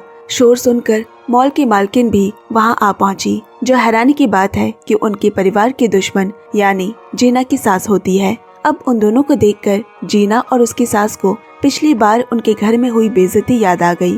वो स्टाफ को स्ट्रिक्टली पूरी तलाशी लेने का ऑर्डर देती है। चोई की आंटी एक बार फिर जोर जोर से चिल्लाने लगी, लेकिन इस बार इलाका जीना की सास का है, इसीलिए वो जरा भी नहीं डरी। बहस ने मॉल के मैनेजर का भी ध्यान खींच लिया। संयोग से ये वही मैनेजर थी जिसने पिछली बार यूना पे लगे इल्जाम वाली घटना को संभाला था और यूना को पहचान कर वो कहती है कि उसके खिलाफ चोरी का क्रिमिनल रिकॉर्ड है, इसीलिए अच्छे से पूरी तलाशी ली जाए। पास खड़ी जीना डर से कांप रही है कि कहीं उसका सच सामने ना आ जाए और उसकी सास को सब पता न चल जाए। जब देखा कि मिन्हो की माँ अब भी हंगामा कर रही है तो यूना ने इशारे से जीना को ये मामला सुलझाने को कहा, लेकिन जीना ने ना में सर हिलाया। आंटी और खुद को बचाने के लिए यूना ने मजबूर होकर जीना पे ही सारी जिम्मेदारी डाली, जिसने ये सारा बवाल खड़ा किया था। मैनेजर ने फाइनली जीना को देखा और कंफ्यूज हो गई कि असली चोर कौन है। सौभाग्य से तभी स्टाफ को चोई के आंटी के बैग में बिल मिल गई। अब आंटी भी घमंड से बोली कि वो सारे कपड़े लौटा देगी और इस मेंटल डैमेज का मुआवजा भी मांगती है। जीना की सास एक बार फिर शर्मिंदा हो गई। उसने मैनेजर को डांटा, लेकिन साथ ही उसने गौर किया कि मैनेजर के बर्ताव में कुछ गड़बड़ है। जीना के जाने के बाद वो वापस गई और मैनेजर से पूछा कि उस दिन कपड़े ट्राई करने वाली कस्टमर कौन था। यहाँ जीना को डर लग रहा कि कहीं उसकी सास को शक न हो जाए, इसीलिए वो घर आकर माँ से यूना को कॉल कर कुछ भी बताने से मना करने को कहा, लेकिन तभी उसकी सास उनके घर पहुँच गई। जल्दी से जीना कमरे में जाकर छिप गई। सास ने उसकी माँ से सच जानना चाहा, लेकिन हर बार माँ ने जीना को बचाते हुए यूना को ही चोर ठहराया कि उसे बचपन से ही छोटी मोटी चोरी करने की आदत है। जीना की माँ की बातों पर भरोसा कर उसकी सास सीधे यूना के पास जाकर उसे बहुत अपमान किया। इससे पहले कि यूना जवाब देती, यूना की सास ने सब कुछ सुन लिया। अब यूना कड़वाहट से बोली कि चोर जीना थी, लेकिन उसने यूना पर विश्वास नहीं किया, क्योंकि अगर उसकी माँ ने खुद ये स्वीकार किया है तो वो सच ही होगा। अब घर वापस आकर यूना अपनी सास को पूरा सच बता देती है। अपनी बहू को वो यूं अपमानित होते हुए नहीं देख सकती, इसीलिए उसकी सास यूना की माँ से मिलने जाती है। लेकिन ज्यादा देर बात हुई नहीं थी कि जीना की सास भी वहाँ पहुँच गई। अब तीनों आमने सामने खड़ी है। यूना की माँ को समझ नहीं आता क्या करे, लेकिन फिर भी जीना की ही साइड लेती है और अपना वही झूठ जारी रखती है। यूना की सास अब उसकी माँ की बनाई कहानियों को और सहन नहीं कर पाती। उसे लगा कि वो ऐसे इसीलिए कर रही है क्योंकि वो उसके बेटे को नीचा समझती है। घर लौटने के बाद वो यूना से दूर दूर रहती है, ठीक से बात भी नहीं करती। अब यूना इसके बाद खुद माँ के पास जाकर सच बताने को कहती है, लेकिन माँ ने मना करते हुए कहा कि वो ऐसा नहीं कर सकती। यूना अपनी माँ से बहुत ही निराश हो गई। दबाव में आकर उसकी माँ को मजबूरन यूना की सास के सामने मानना पड़ा कि उसने झूठ कहा था। लेकिन किसी को उम्मीद नहीं थी कि ठीक उसी समय जीना, जिसे सच में छोटी मोटी चोरी करने की आदत है, फिर से वही गलती दोहराएगी। कौन सोच सकता था कि एक अमीर बहू को चोरी की आदत है। उसने एक लिपस्टिक उठाई और जब इधर उधर देखा कि कोई उस पर ध्यान नहीं दे रहा तो जल्दी से उसने अपने बैग में डाल लिया। जीना चुपचाप खुश होती है कि वो बच गई, लेकिन उसे पता नहीं कि उसकी हरकतें दुकान के स्टाफ ने देख ली है। हैरानी की बात यह है कि वहाँ से भाग आने के बाद जीना ने लिपस्टिक निकाल कर देखा और फिर उसे कूड़ेदान में फेंक दिया। उसे एहसास हुआ कि उसकी पुरानी आदत फिर से लौट आई है। दरअसल बचपन में ही उसे पैसों को लेकर क्रेविंग थी और जब भी वो प्रेशर में होती है तो अनजाने में चीजें चुरा लेती है ताकि ये साबित कर सके कि वो बच सकती है। अगले दिन जीना फिर उसी दुकान के पास पहुंची। दूर से ही वो दरवाजे पर चिपकी एक तस्वीर देखती है। उसे समझ नहीं आता कि क्या वो तस्वीर उसकी चोरी करने की है, तो उसने घर आकर अपनी माँ को फोन किया और उन्हें आकर देखने को कहा, पर दुर्भाग्य से दीवारों के भी कान होते हैं। उसकी सास ने उसकी बातें सुन ली। जैसे ही जीना की माँ जीना की तस्वीर को फाड़ने जाती है, जीना की सास भी वहाँ आ गई। सबूत मिटाने के लिए उसकी माँ ने फोटो खींचकर फाड़ दी, लेकिन उसकी सास सच जानती है और वो इतनी आसानी से जाने नहीं देगी। उसने कसम खाई कि इस बार वो दोनों को नहीं छोड़ेगी। जीना को जल्दी से उसकी माँ ने फोन कर सच बताया।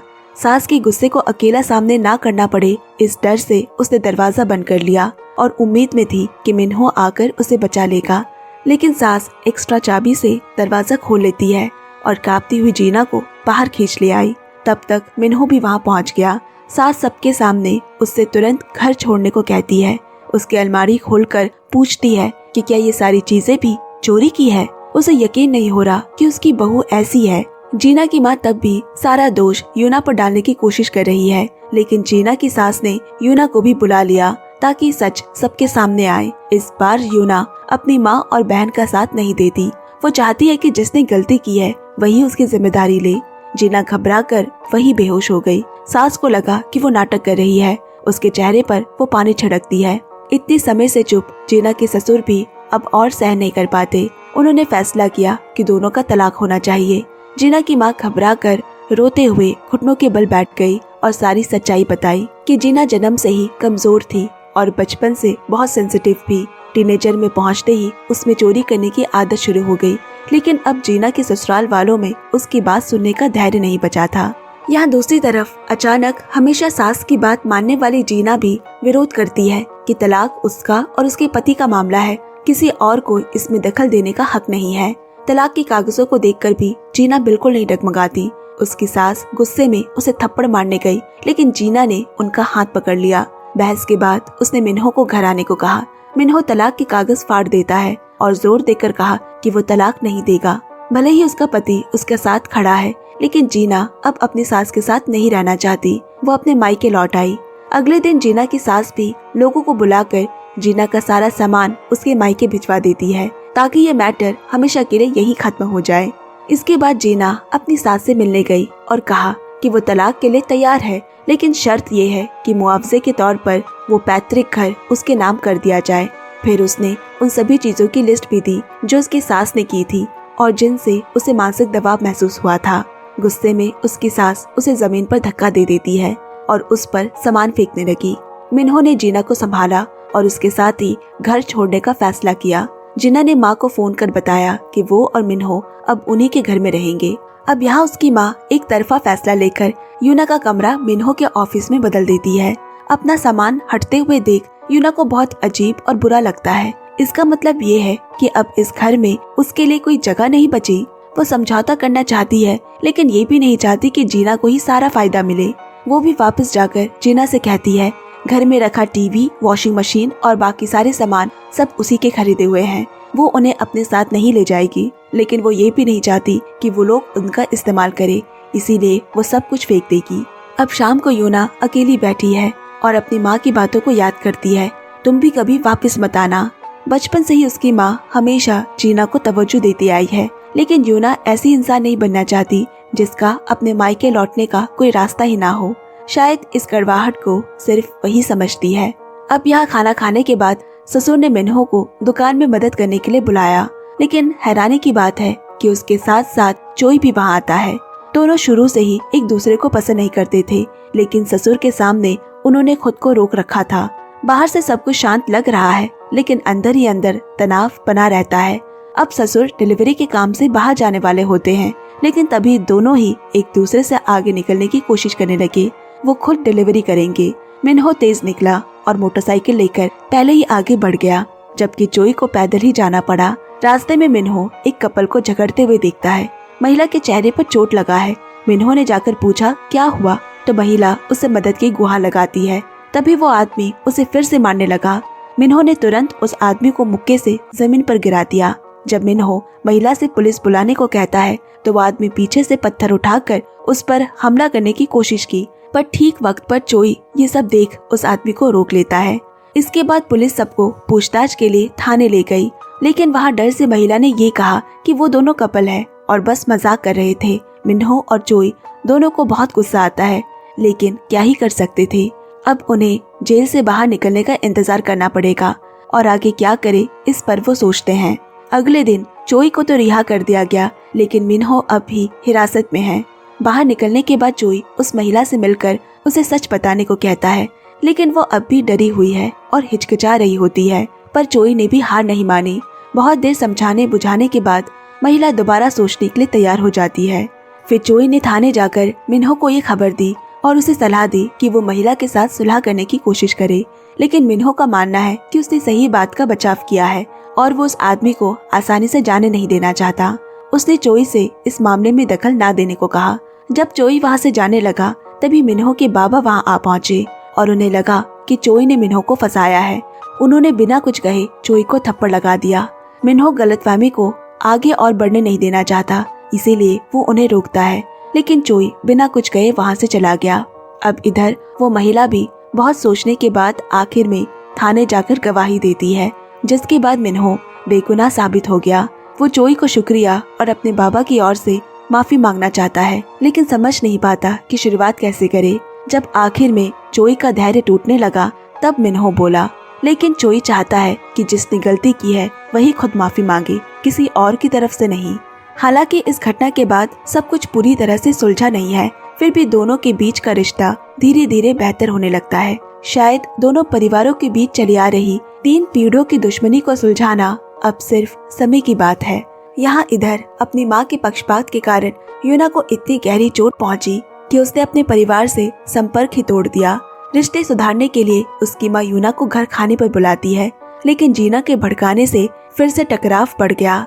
यूना को उम्मीद नहीं थी कि उसकी माँ खुद उसे खाने पर बुलाएगी, लेकिन बाद में जीना उसे ये कहकर दोष देती है कि उसकी पसंद का खाना बनाया और उसी वजह से माँ गिर गई। यूना का दिल टूट गया। उसे अब इस परिवार से किसी भी तरह की कोई उम्मीद नहीं रही और पलटकर कहती है, माँ की घायल होने की गलती तुम्हारी है, क्योंकि तुम कभी कुछ नहीं करती। तुम्हें ही माँ का ठीक से ख्याल रखना चाहिए। माँ गुस्से में आकर खाना फेंक देती है और जाकर अपने कमरे में लेटकर रोने लगी। वो अतीत को सोचकर रियलाइज करती है कि उन्होंने हमेशा जीना के साथ ज्यादा समय बिताया है। इसीलिए जब जीना यूना को दोष देती है तो माँ अपनी छोटी बेटी का बचाव कर कहती है कि चोट का यूना से कोई लेना देना नहीं है। अब माँ को चोट लगने की वजह से जीना को घर के सारे काम करने पड़ते हैं, मगर बचपन से तो उसने कभी कोई काम नहीं किया था। यहाँ तक कि बर्तन धोना भी उससे ठीक से नहीं होता। जब वो अपनी माँ के साथ वॉक भी कर रही होती है तो घायल माँ पर ध्यान देने के बजाय मोबाइल में वो इतनी बिजी होती है कि खुद ही लगभग गिर पड़ी, जिससे कि माँ को फिर से चोट लगने वाला था। जो माँ हमेशा से उसे लाड प्यार करती आई थी, वो पहली बार अपनी बेटी के निकम्मेपन को महसूस कर पाती है और उसे डांटती है। लेकिन जीना की वजह से परेशानियाँ यही नहीं रुकती। जब माँ को बाथरूम जाना होता है तो फर्श पर बिखरी चीजों की वजह से वो लगभग फिसल जाती है। माँ ने जीना से पूछा कि उसने साफ सफाई क्यों नहीं की, तो वो उल्टा बहस करने लगी और बोली, आपने ही पहले बाथरूम जाने की गलती की है। गंदा लिविंग रूम, धुले हुए लेकिन ना टंगे हुए कपड़े देखकर माँ को समझ नहीं आ रहा कि उसकी बेटी इतना चैन से कैसे सो सकती है। और अब माँ को आखिर में समझ आया कि जीना की सास कैसा महसूस करती होगी, और वो ये भी समझ जाती है कि सालों की उसके ज्यादा लाड़ प्यार ने ही जीना को इतना स्वार्थी और लापरवाह बना दिया है। माँ अब फैसला करती है कि जीना को खुद खड़ा होना सिखाए और यूना से वो कुछ सीखे। इसके बाद अब जीना गुस्से में यूना से घर आने और माँ की देखभाल करने को कहती है, लेकिन यूना अभी भी उस चोट को भुला नहीं पाई है और इसीलिए वो घर भी नहीं जाना चाहती। अब इसके बाद जीना का बाथरूम में एक महिला से झड़प हो जाती है। उस महिला ने भी जीना को धक्का दे दिया, जिससे उसका पेट सिंक से टकरा जाता है। जीना दर्द के मारे जमीन पर बैठ गई और उसने अपने पैरों के नीचे से खून बहता देखा। यूना भी उसे इस हालत में देख फौरन अस्पताल ले गई, लेकिन उसका मिसकैरेज हो चुका था। अच्छी खबर मिलने से पहले ही जीना बुरी खबर सुनकर मन में कड़वाहट लिए यूना को ही दोष देने लगी। अगर वो यूना के पास माँ की देखभाल की बात करने नहीं जाती तो ये सब नहीं होता। यूना भी खुद को दोष देती है। हालांकि वो अक्सर अपनी बहन से बहस करती है, मगर उसने कभी जीना को नुकसान पहुंचाने का इरादा नहीं रखा। जब उसने बाबा को ये बात बताई तो उन्होंने फिलहाल बात को छुपाए रखने को कहा, नहीं तो माँ भी उसे ही दोष देगी। अब यूना अपने घर जाती है माँ की देखभाल और घर की साफ सफाई करने। उसकी माँ ने माफी मांगते हुए यूना को देखभाल करने से मना कर दिया। यूना नहीं चाहती कि परिवार में और कोई भी अनबन रहे, तो उसी ने पहले शांति का हाथ आगे बढ़ाया। अब माँ भी कहती है कि वो भी उसे याद करती है। हर बार जब वो खाना खाती तो उसके बारे में सोचती है। वो नहीं चाहती कि वो इतना मेहनत करे और बस यही दुआ करती है कि वो भी घर आया करे। बाहर से माँ अभी भी खुद को सख्त दिखाती है, मगर दोनों ने दिल से एक दूसरे को माफ कर दिया है। अब अगले दिन जीना को अस्पताल से छुट्टी मिल गई। माँ को उसके मिसकैरेज के बारे में पता चला। यूना अपनी बहन और माँ दोनों का ही देखभाल कर रही है। जीना की सास भी खबर सुनकर मिलने आई। हालांकि उन्हें जीना की सेहत की कोई परवाह नहीं है। वो उसे बच्चे को ठीक से नहीं रखने का दोष देती है और उसकी माँ को उनकी बेटी की ठीक से देखभाल ना करने का दोष। यूना ने अपनी माँ की तरफ होकर जीना की सास को जवाब दिया, और ये पहली बार था जब तीनों एक दूसरे के साथ खड़े होते हैं। लेकिन जीना अभी भी यूना को दोष देती है ताकि अपनी सास का दिल जीत सके। इतना ही नहीं, वो ये तक कहती है कि वो दोनों अभी भी दुश्मन है और यूना को यहाँ से बाहर निकालना चाहती है। मगर इस बार माँ जीना का साथ नहीं देती और उसे रोककर बेतुकी भरी बातें करने का दोष दिया। माँ का ये बदलाव दोनों बहनों को हैरान कर देता है। यूना जो अपनी बहन की इतनी देखभाल कर रही है, लेकिन जीना को इसकी जरा भी कद्र नहीं और ऊपर से शिकायत कर रही है कि खाना खराब बना है। यूना भी ये नहीं सहती, उसने खाना उठाकर फेंक दिया। जीना को ये गलत लगता है, लेकिन उसकी माँ जो हमेशा उसका साइड लेती थी, आज यूना की साइड है। ये देख कि माँ और बहन दोनों उससे माफी मांगने को कह रही है। जीना ने सोचा कि दोनों उसके खिलाफ होकर मिल गए हैं। उसे अभी भी अपनी गलती नहीं दिखाई दे रही। उसे लग रहा है कि वो अब इस घर में नहीं रह सकती और गुस्से में अपना सामान पैक करने लगी। इधर माँ किचन में यूना से बात कर उसे समझा रही है कि वो क्यों जीना का साइड लेती थी। जब तुम्हारे बच्चे होंगे तुम भी समझोगी कि हमेशा एक ऐसा बच्चा होता है जिसके बारे में आप कभी पूरी तरह से निश्चित नहीं रह सकते। इसका ये मतलब नहीं है कि मैं तुमसे नफरत करती हूँ, बल्कि इसीलिए कि मैं तुम पर बहुत भरोसा करती हूँ। यूना भी कहती है कि वो क्यों हमेशा एक आज्ञाकारी और जीना के सामने झुक जाया करती है, क्योंकि उसे माँ को दुखी करने का डर है और मैं हर वक्त खुद को स्ट्रॉन्ग दिखाना चाहती थी। इधर कमरे के बाहर से जीना ने भी सब सुना, लेकिन फिर भी वो अपना सूटकेस उठाकर चली गई। मिन्हो उदास होकर इधर उधर उसे ढूंढता रहता है, लेकिन नहीं पता कि वो अपने ससुराल गई है। पहले वो अंदर नहीं जाना चाहती थी, लेकिन फिर नौकरानी उसे खींच कर ले गई। घर में घुसते ही जीना अपनी सास को अकेले बैठे पीते हुए देखती है। इसके बाद दोनों साथ में पीने लगे। जीना ने अपनी सास को उसे एक और मौका देने को कहा। वो एक अच्छी बहू बनकर दिखाएगी। जिसके बाद दोनों ही नशे में साथ बिस्तर पर सो गए। जब जीना के ससुर ने आकर अपनी पत्नी को थप्पड़ मारा तब वो होश में आई और पाया कि जीना उसके ही बगल में लेटी है। इसके बाद दोबारा अपने घर लौटकर जीना यूना को घर के काम में बिजी देखती है और अपनी गलतियों के बारे में सोचने लगी। वो यूना से माफी मांगना चाहती है पर उसे समझ नहीं आ रहा शुरू कैसे करे। तभी अचानक घर की लाइट चली गई और इधर जोई और मिन्हो एक केक लेकर आए। मिन्हो ने जीना की तरफ से यूना से माफी मांगी, लेकिन यूना चाहती है कि उसकी बहन ये बात खुद कहे। जीना भी अब आधे मन से कहती है I am sorry and thank you. दोनों बहनों के बीच आखिर में सब सुलह हो जाता है। जीना की सास भी फैसला करती है कि दोनों वापस घर लौट आए, मगर जीना से कहा कि अब कभी भी झूठ मत बोलना। अब यही लग रहा है कि इतने तूफानों के बाद दोनों बहनों को सुख मिलने वाला है। दोनों बहनों ने कई कठिनाइयां सही और आखिर में दोनों के ससुराल ने उन्हें स्वीकार कर लिया। लेकिन यहाँ मिन्हो की छोटी बहन जीहो और चोई का छोटा भाई हान सबसे छुपकर एक दूसरे को डेट कर रहे हैं। यानी अब दोनों दुश्मन परिवार सच में ससुराल बनने वाले हैं। इधर सच जानकर दोनों पिता इतने गुस्से हुए कि उन्हें हॉस्पिटलाइज्ड होना पड़ा। दोनों कुछ हल निकालने साथ बैठे। दोनों ही इस रिश्ते के खिलाफ है। यहाँ तक कि कहते हैं कि अगर वो मान जाएंगे तो दोनों परिवार एक साथ मारे जाएंगे। फिर थोड़ी देर बाद वो दो लाशों को बाहर ले जाते हुए देखते हैं। डॉक्टर ने बताया कि एक यंग कपल की मौत हुई है क्योंकि उनकी फैमिली उनके साथ होने के खिलाफ थे। अपनी बेटी के कोई गलत काम करने के डर से मिन्हो के पिता ने जीहो को बेसमेंट में लॉक कर दिया, लेकिन मिन्हो और जीना ने पता लगाकर बहन को बचा लिया। लेकिन दूसरी तरफ चोई का भाई हान का जीहो को ढूंढते वक्त एक्सीडेंट हो जाता है। उसकी जान तो बच गई, लेकिन वो कोमा में चला गया। चोई ने सोचा कि मिन्हो के पिता ने उसे नुकसान पहुंचाया है। वो गुस्से में जाकर उनसे हिसाब मांगता है, लेकिन मिन्हो के पिता ने कहा कि उसने तो केवल हान को फॉलो करने के लिए लोगों को भेजा था, नुकसान पहुंचाने नहीं। चोई के जाने के बाद जीहो भी अपने बाबा से मिलने पहुंची, उन्हें समझाने। जीहो सोचती है कि अगर अपनी ही बेटी को वो लॉक कर सकते हैं तो अपने दुश्मन के बेटे को क्या नुकसान नहीं कर सकते। अगर हान मारा गया तो वो भी जिंदा नहीं बचेगी। इसके बाद जीहो अस्पताल हान से मिलने जाती है और एक चमत्कार हुआ। हान जो कई दिनों से कोमा में था धीरे धीरे अपनी आंखें खोलता है, लेकिन डॉक्टर ने कहा कि ये बस टेम्पररी है, लेकिन इसका मतलब है कि वो अब जागने वाला है। हान के बेस्ट ट्रीटमेंट के लिए जीहो अपने बाबा के पास दोबारा मदद के लिए विनती करती है। उसके बाबा मौका का इस्तेमाल कर उसे हान से अलग हो जाने को कहते हैं। जैसे ही वो उनकी बात मानेगी वैसे ही फौरन वो उसकी रिक्वेस्ट पूरी कर देंगे।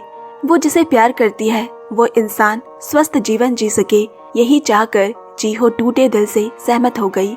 कुछ समय बाद हान होश में आया, लेकिन जीहो को अपने पिता के वादे मुताबिक विदेश पढ़ाई के लिए जाना पड़ा। परिवार के बीच इस दुश्मनी के कारण दो प्यार करने वालों को अलग होना पड़ा। अब इधर यूना की सास चोई को अपनी पत्नी के लिए खाना बनाते हुए देख खुश नहीं होती और जब शिकायत करने लगी तो उसे एक अच्छी खबर सुनने को मिली कि यूना प्रेग्नेंट है।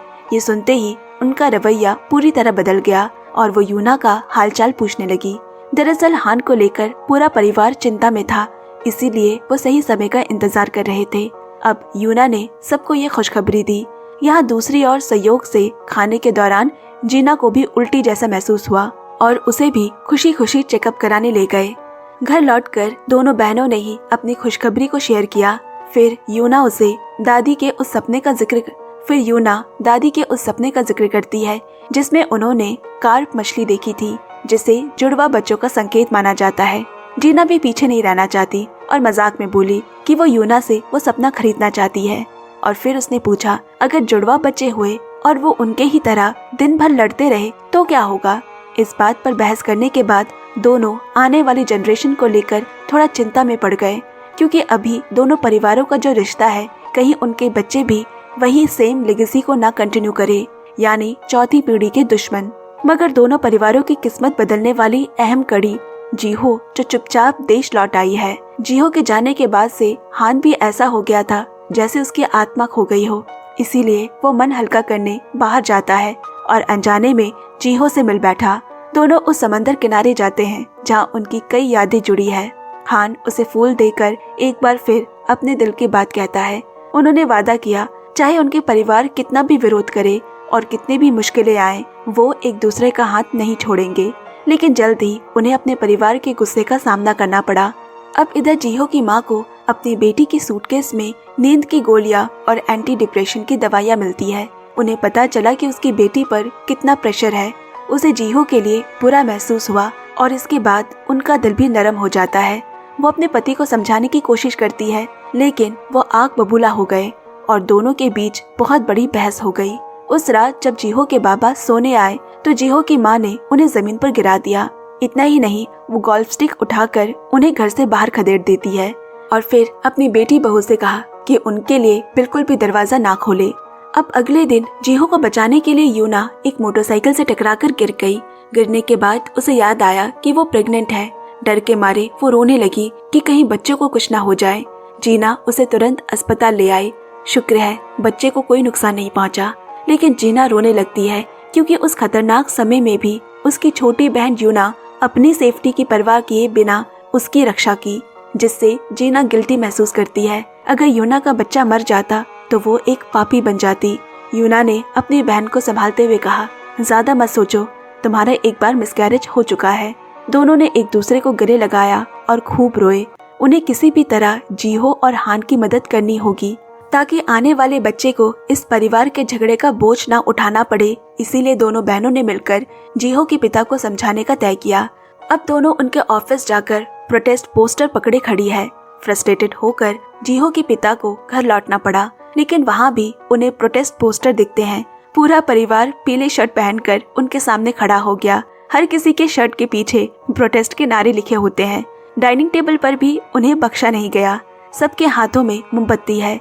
अब जीहो के पिता अपने पूर्वजों के कब्र पर जाकर शोक मनाने लगे और फिर वो वहीं सो गए। जब वो जागे तो पाया कि उनके शरीर पर रखी कीमती चीजें गायब है। एक तो वो घर से बहुत दूर है और नहीं जानते कि किसे बुलाया जाए, इसीलिए उनके पास वहीं बैठे रहने के अलावा कोई रास्ता नहीं है। तब वहाँ से गुजरते हुए हान ने उन्हें देख लिया और उन्हें घर ले जाते हैं। उस सफर के दौरान जीहो के पिता का हान के लिए जो पहले नजरिया है वो बदल जाता है। घर पहुंचकर उन्होंने अपना गुस्सा छोड़ने का फैसला किया, अपनी बेटी की शादी की मंजूरी दी और पूर्वजों का घर भी जोई के पिता को वापस कर दिया। अब दोनों परिवारों के बीच नफरत को पूरी तरह से मिटाने के लिए हान और जीहो की शादी का दिन भी जल्दी आ गया। दोनों परिवार दुश्मनों से ससुराल वालों में बदलने वाले हैं। लेकिन शादी में एक और घटना घटी। जब हान और जीहो सेरेमनी परफॉर्म कर रहे थे, यूना को अचानक लेबर पेन शुरू हो गया, जिसके तुरंत बाद जीना को भी पेन होने लगा। गड़बड़ी भरा माहौल हो गया। जल्दी से एम्बुलेंस बुलाई गई और दोनों को अस्पताल ले जाया गया। दोनों पति अपनी अपनी पत्नियों को कंफर्ट करने की कोशिश करते हैं, लेकिन दोनों बहन इतने दर्द में होते हैं कि कोई किसी का जोर से बाल खींच रहा है तो कोई किसी का गला दबा रहा है। अब दोनों पति बेचैनी से डिलीवरी रूम के बाहर इंतजार में खड़े हैं। जल्दी खबर आई कि यूना की बेटी हुई है। जोई अपने आंसू रोक नहीं पाया। मिन्हो ने भी उसे बधाई दी, मगर जीना की हालत थोड़ी सीरियस है क्योंकि वो स्वाभाविक रूप से कमजोर है और बच्चा जन्म देना उसके लिए बाकियों से मुश्किल हो रहा है। सुबह से लगभग शाम हो गई। जब उनकी उम्मीदें चरम पर होती है, तभी बच्चे के रोने की आवाज सुनाई दी। जीना ने भी एक बेटी को जन्म दिया। अब दोनों बहनें साथ में अपने पोस्टमार्टम केयर स्टेज में होती है। जीना जो अभी अभी मौत के दरवाजे से लौट आई है, वो पोस्टमार्टम डिप्रेशन में चली गई। माँ दोनों बहनों की जन्म की बातें सुनाकर उन्हें कंफर्ट करती है। माँ बनने के बाद दोनों को समझ आया कि उनकी माँ के लिए ये सब कितना कठिन रहा होगा। यूना के घर लौटने के बाद पूरा परिवार बच्चों को बहुत लाड प्यार करता है। इधर जीना के ससुराल वाले भी अपनी पोती होने की खुशी का खूब मजा ले रहे हैं। जीना पूरी तरह अच्छे से आराम कर सके, इसीलिए सास ने रात में बच्चे की देखभाल करने का फैसला किया। दोनों परिवार अब पूरी तरह से संतुष्ट है। सालों की अतीत की नफरत भी खत्म हो गई है। यूना अब जीना को, जो अब पूरी तरह पोस्टमार्टम डिप्रेशन से उभर चुकी है, पूर्वजों के घर लेकर जाती है। दोनों बहनों ने घर को अच्छे से देखा। सोचा भी नहीं जा सकता ये सारी नफरत की जड़ यहीं से शुरू हुई थी। लेकिन अब उन्हें परिवार और रिश्तेदारी की अहमियत समझ आ चुकी है। उनके लिए ये रिश्ता पूर्वजों के घर से भी कहीं ज्यादा कीमती है। समय बीता और पता ही नहीं चला, दोनों बच्चों का पहला जन्मदिन भी आ गया। सभी इस मौके पर खुशी खुशी इकट्ठा हुए, ये देखने के लिए कि बच्चे अपने पहले जन्मदिन में क्या चुनते हैं। और एकाएक दोनों बच्चे एक साथ ताइक्वांडो की बेल्ट पकड़ते हैं। जो बेल्ट कभी उनके पिताओं के बीच दुश्मनी की वजह बनी थी, वही अब दोनों बहनों के गहरे रिश्ते की पहचान बन गई है। और यहीं पर दोनों परिवारों के बीच चली आ रही 3 पीढ़ियों की दुश्मनी पूरी तरह खत्म हो जाती है। अब आगे सिर्फ बड़े परिवार की खुशियां ही बची है। और इसी के साथ ये कोरियन ड्रामा भी यही समाप्त हो जाता है दोस्तों। आज के लिए बस इतना ही। और वीडियो को ढेर सारा लाइक और शेयर कर हमें सपोर्ट करते रहे दोस्तों। और हाँ, हमें हाइप कमेंट्स भी जरूर दे ताकि दूसरों तक भी ये वीडियो पहुंच सके। तो जल्द मिलते हैं अगली नई कहानी के साथ। Bye bye, take care.